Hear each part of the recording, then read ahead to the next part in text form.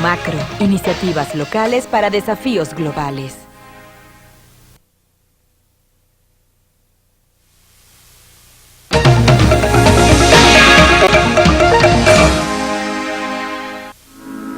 Si las guerras de este siglo fueron por el petróleo, las guerras del próximo siglo serán por el agua.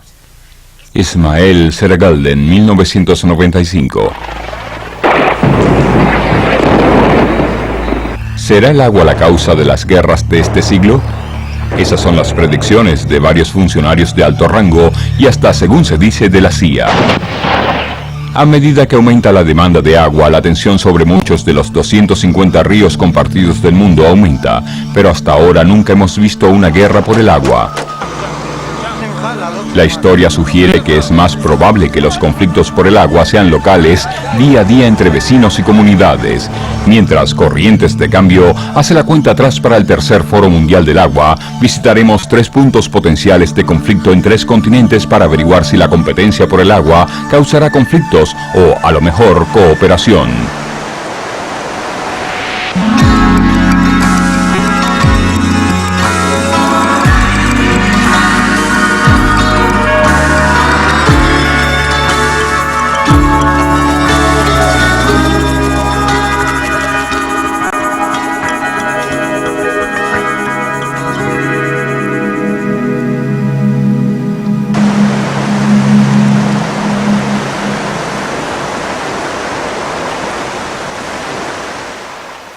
El río Okavango es uno de los últimos grandes ríos sin explotar en África, pero no por mucho tiempo.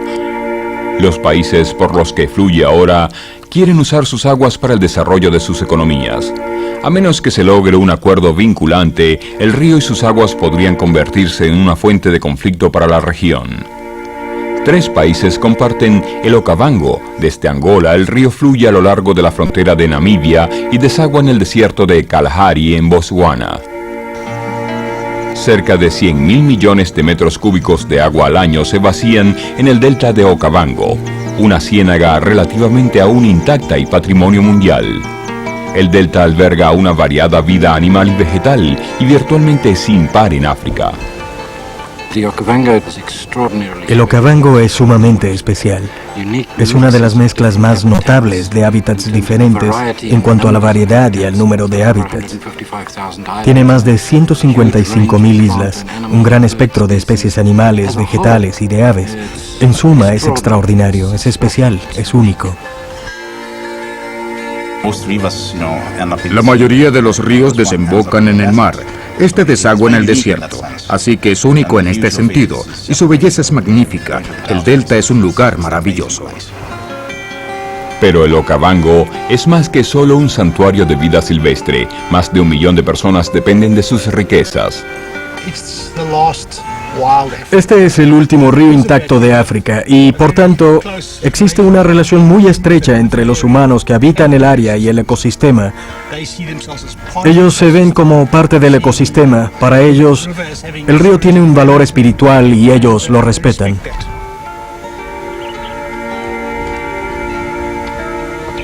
A las personas se les preocupa que de explotarse el río aguas arriba, el delta se seque y pierdan su fuente de vida.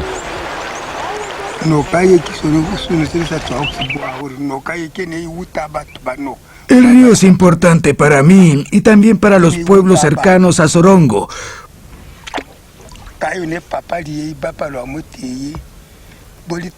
Porque recolectamos frutas del río, recolectamos frutas de los árboles, pescamos.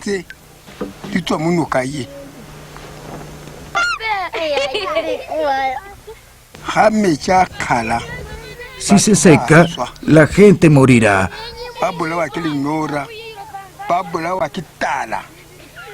Morirán de sed y de hambre porque ahora sacan peces de este río.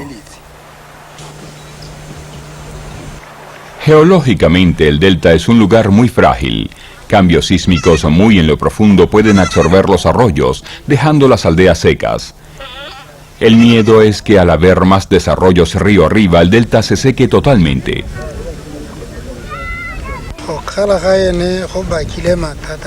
La sequía que vemos en nuestra área afecta nuestra vida. Como puedes ver, este arroyo detrás de mí está muy seco y ha estado seco por mucho tiempo. En realidad, es una situación muy difícil para nosotros. Como las comunidades locales dependen totalmente del agua que viene del país ubicado río arriba y además ha habido 2 décadas de sequía grave en la región, los niveles de los ríos están muy bajos. Las personas luchan por ganarse la vida. Efectivamente, hemos tenido muchos problemas. Solo pescamos unos 5, 6 o 7 peces.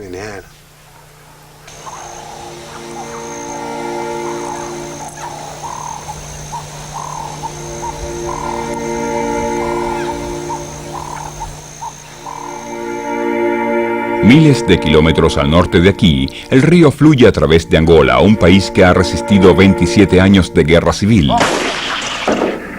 La ironía es que al final de la lucha en Angola podría crearse un nuevo conflicto entre los países que comparten y codician las aguas del Okavango.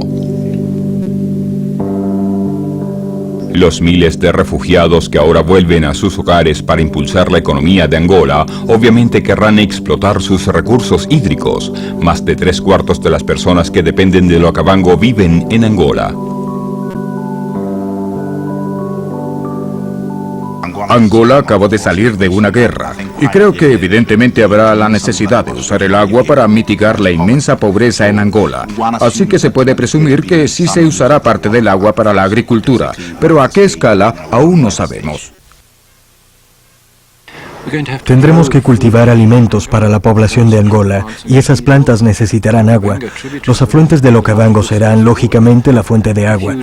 Si tratas de obtener agua del río mediante una represa, sin importar el tamaño de esta, cambiarás de seguro los patrones de flujo del agua y necesitamos entender las posibles consecuencias de ello.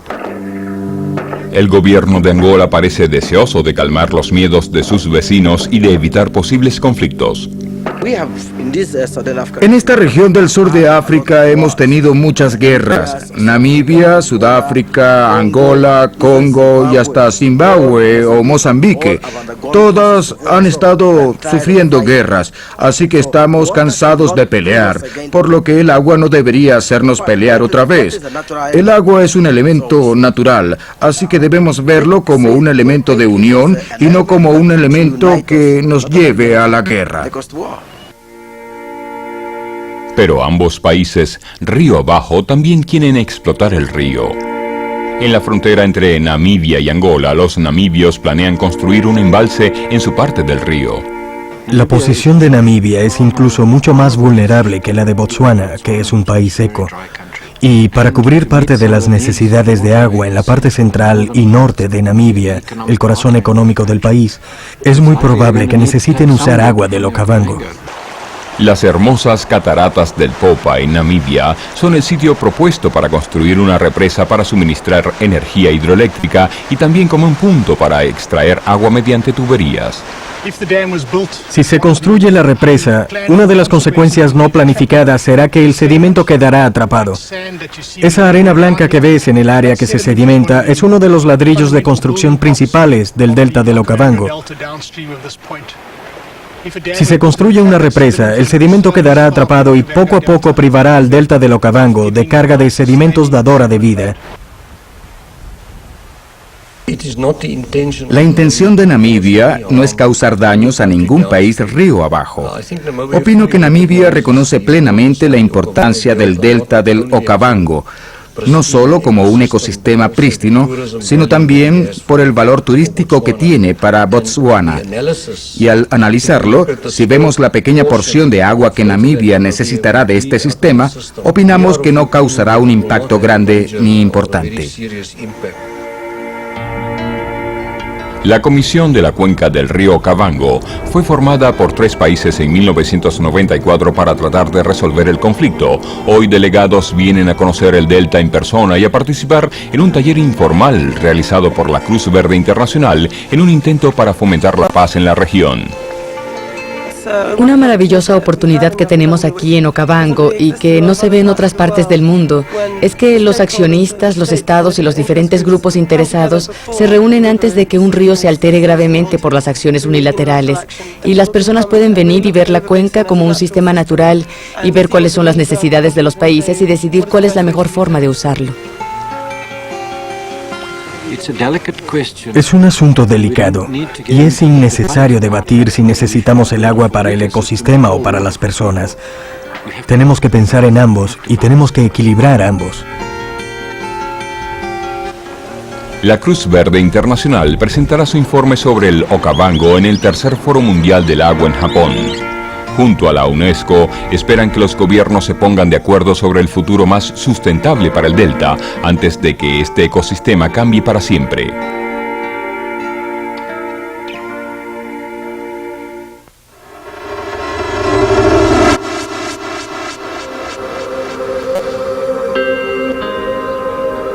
La frontera entre México y Estados Unidos ha sido foco de varios conflictos. El río mismo ha sido manejado pacíficamente por generaciones, pero en la actualidad ha vuelto la atención a las aguas de Río Grande. Los agricultores de aquí dicen que han tomado acciones drásticas para que el gobierno los escuche. Afirman que la crisis del agua es grave y que necesitan ayuda ya. A los agricultores del estado natal de George Bush, Texas, les molesta que sus vecinos estén ignorando los acuerdos, pues sacan mucha agua.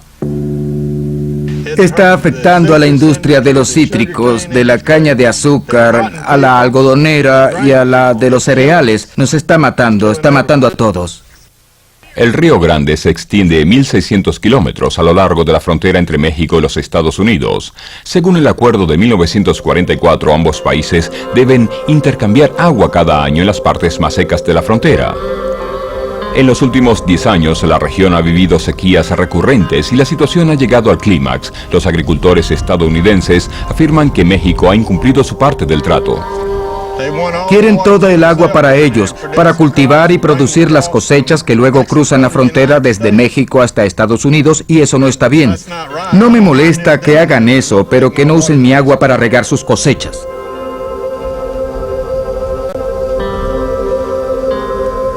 En el sur de Texas, una de las áreas más pobres de Norteamérica, la sequía ha causado pérdidas estimadas en $1 millardo en la industria agrícola en los últimos 5 años. Esto estaría cubierto de cultivos si hubiéramos tenido agua para irrigar, pero no tenemos. Así que es un barbecho, nada crece. No podemos hacer nada. Les pedimos al Departamento de Estado, al presidente y a los senadores que intentaran arreglar la situación con México. Nos dicen que lo intentan, pero hasta ahora no se ha hecho nada. Debido al rápido crecimiento poblacional y a la gran expansión de cultivos de alta necesidad de agua, aumenta la competencia por los cada vez más escasos recursos hídricos en ambos lados. Río abajo, desde la ciudad de El Paso, el otrora todopoderoso Río Grande se convierte en una sombra de lo que era. Esto significa que actualmente los tejanos dependen completamente de los afluentes mexicanos. Como esos afluentes no inyectan agua a Río Grande, nosotros no tenemos agua. Supuestamente estamos protegidos por el Tratado de 1944, que garantiza que cierta cantidad salga a México, pero lamentablemente México no ha cumplido su parte y ahora se produjo una violación del tratado. Los mexicanos alegan que han sufrido sequía durante 10 años y que sufren de escasez de agua. Según el tratado, de haber sequía extrema, los mexicanos no están obligados a cumplir con su parte.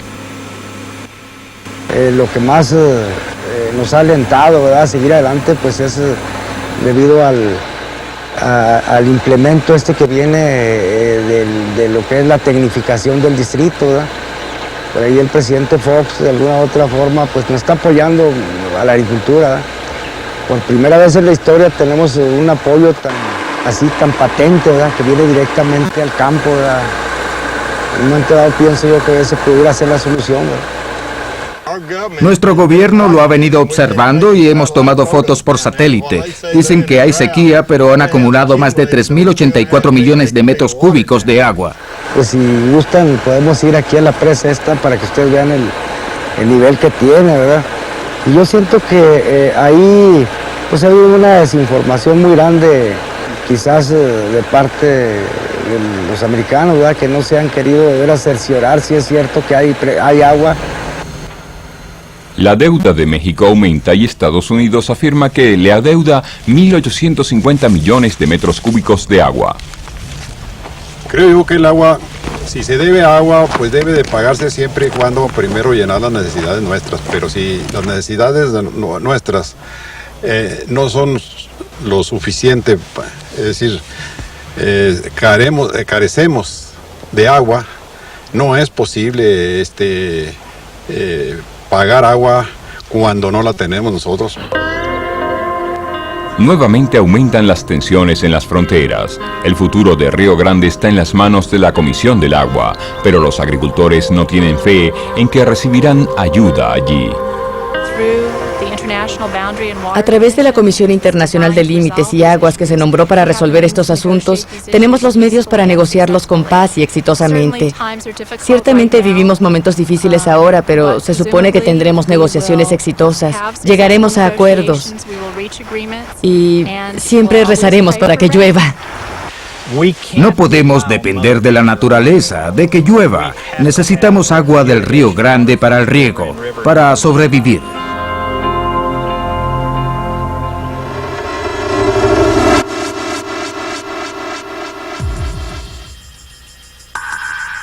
Puede que el agua no sea una causa directa para ocasionar la guerra entre naciones, pero puede poner un vecino contra el otro y a una comunidad contra otra. Las verdaderas guerras por el agua están sucediendo calladamente, de manera local, donde puede usarse como una herramienta política o militar.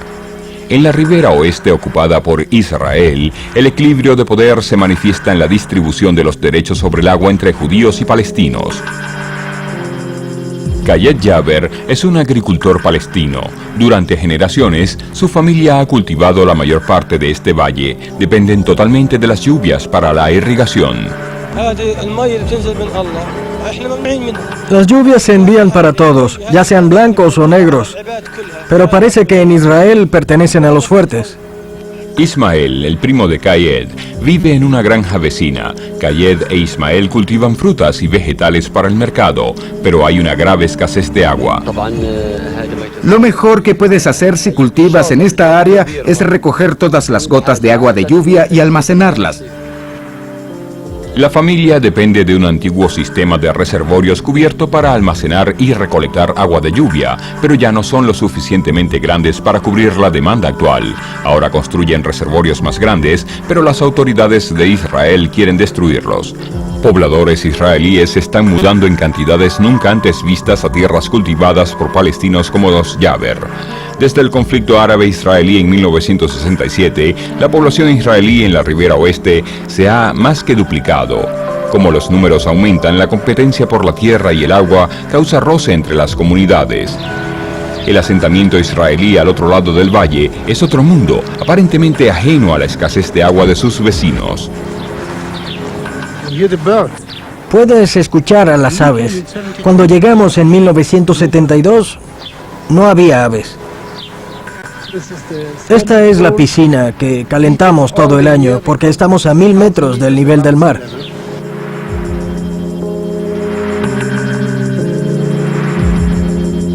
Jeff Halper dejó su país, Estados Unidos, hace 28 años para asentarse en Israel, su tierra natal espiritual. Desde entonces su visión de Israel ha cambiado radicalmente. Ahora Jeff es un activista por los derechos humanos en campaña por los palestinos. Esta mañana escuchamos que el ejército israelí está destruyendo los reservorios de algunos agricultores palestinos en esta área desértica bastante árida cerca de Hebrón. Así que ahora conducimos desde Jerusalén hasta el desierto para ver qué está pasando.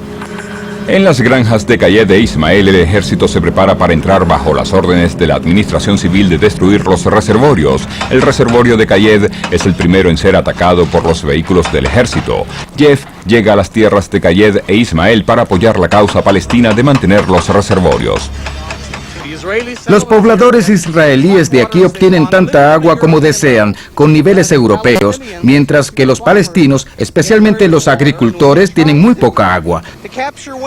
Y cuando simplemente tratan de capturar el agua de lluvia, destruyen los reservorios que han construido.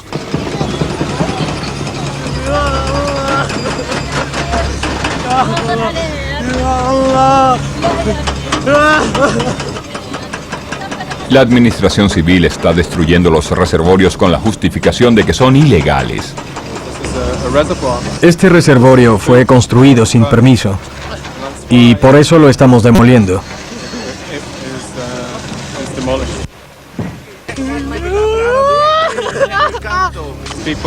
Estas personas abren ilegalmente las tuberías principales que solo son para la ciudad de Hebrón y el agua termina aquí y no en los hogares de los pobladores. Las personas de aquí cavan pozos porque no tienen agua. ¿Por qué no hacen lo mismo que los agricultores israelitas? ¿Por qué no se limitan a abrir el grifo para regar sus campos o darle agua a sus hijos? Porque no tienen agua. Israel asigna cada gota de agua. Les dijimos que no tocaríamos sus tuberías y que esperaríamos a que Dios nos trajera lluvias. El reservorio está vacío y no ha llovido. Jeff decide intervenir personalmente.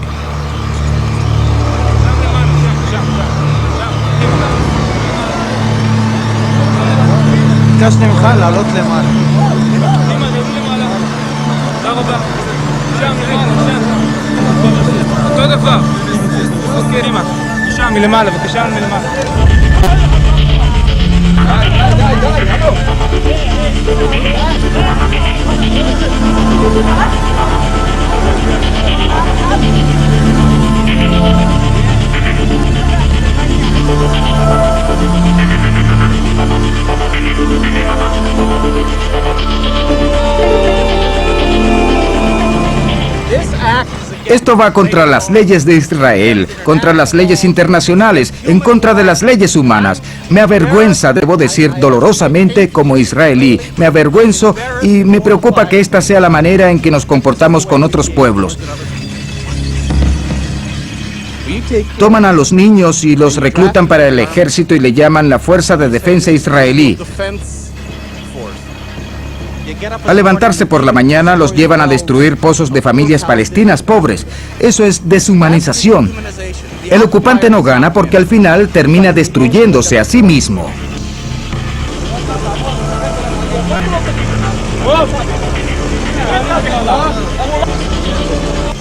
A Jeff le obligan a entrar dentro de un vehículo del ejército y se lo llevan a la cárcel.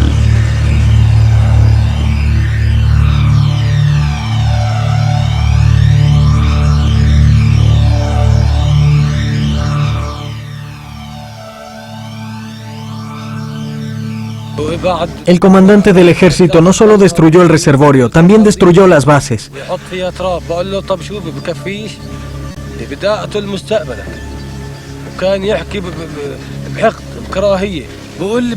Apretó sus dientes y me dijo, quiero destruir tu futuro y matar el futuro de tus hijos.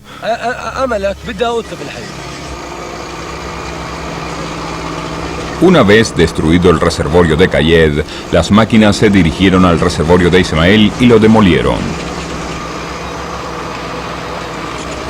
Ismael cree que la destrucción de su reservorio es solo parte de un plan mayor de la administración civil.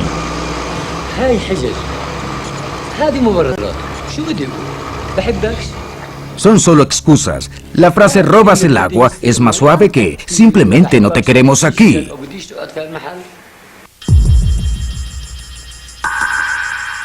Decidimos dejar Israel y volver en 3 meses para ver cómo se habían desarrollado las cosas.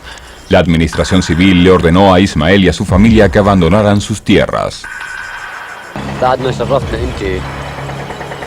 Desde su última visita, he recibido un aviso de demolición de mi casa.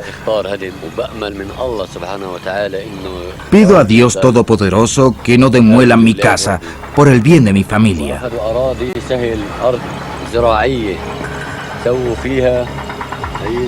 Tomaron tierras de cultivo de allí para construir una estación de gasolina para los pobladores judíos.